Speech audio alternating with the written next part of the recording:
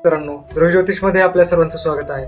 मित्रांनो, सध्या आपण पाहतोय की राशीनुसार 2026 आपल्याला कसं जाणार आहे. मित्रांनो, ह्यामध्ये आपण आजचा जो व्हिडिओ आहे तो पाहतोय सिंह राशीसाठी.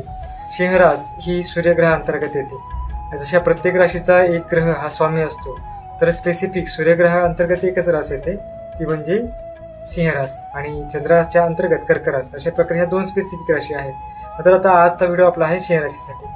सिंह राशीला 2026 हे खूप वेगळं आणि महत्त्वाचं वर्ष ठरणार आहे, कारण तुमच्या राशी स्वामी या वर्षामध्ये आपल्याला पाहायला मिळतो आहे. सगळ्यात महत्त्वाचं या वर्षामध्ये आपल्या सप्तम स्थानात म्हणजे सिंह राशीच्या सप्तम स्थानामध्ये थोडीशी अडचण होऊ शकते. सप्तम स्थानामध्ये राहू आहे, त्यामुळे तुमचे वैवाहिक जीवन आहे याच्यामध्ये थोडी अडचण तुम्हाला येऊ शकते. मात्र काही महत्त्वाचे नियम जर तुम्ही पाळले तर तुम्हाला ह्या अडचणीमधूनही बाहेर पडता येईल.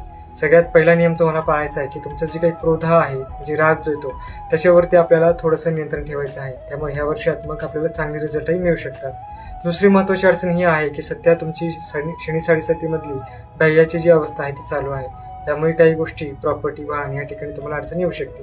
मात्र वर्ष हे सूर्यदेवाचं जसं आहे तसं शनिदेवाचं आहे, आणि आपल्या राशीचा स्वामी सूर्यदेव असल्यामुळे ह्या वर्षामध्ये तुम्हाला करिअरमधल्या काही महत्त्वाच्या संधी ह्या मिळू शकतात. त्यामुळे ह्या वर्षामध्ये सिंह राशीसाठी काही महिने खूप चांगले तर काही महिन्यामध्ये अडचणींचा सामना तुम्हाला करायला लागू शकतो. त्यासाठीचा पूर्ण व्हिडिओ तुम्हाला ध्रुव ज्योतिष या यूट्यूब चॅनलवर मिळून जाईल. तर आपल्या चॅनलला सबस्क्राईब करा, बेल आयकॉन प्रेस करा, जेणेकरून तुम्हाला अशाच प्रकारचे वेगवेगळे ज्योतिष, अंकज्योतिष, न्यूमरोलॉजी, वास्तू याबद्दलचे व्हिडिओ पाहायला मिळतील. हा व्हिडिओ आवडला असेल तर नक्की शेअर करा. धन्यवाद.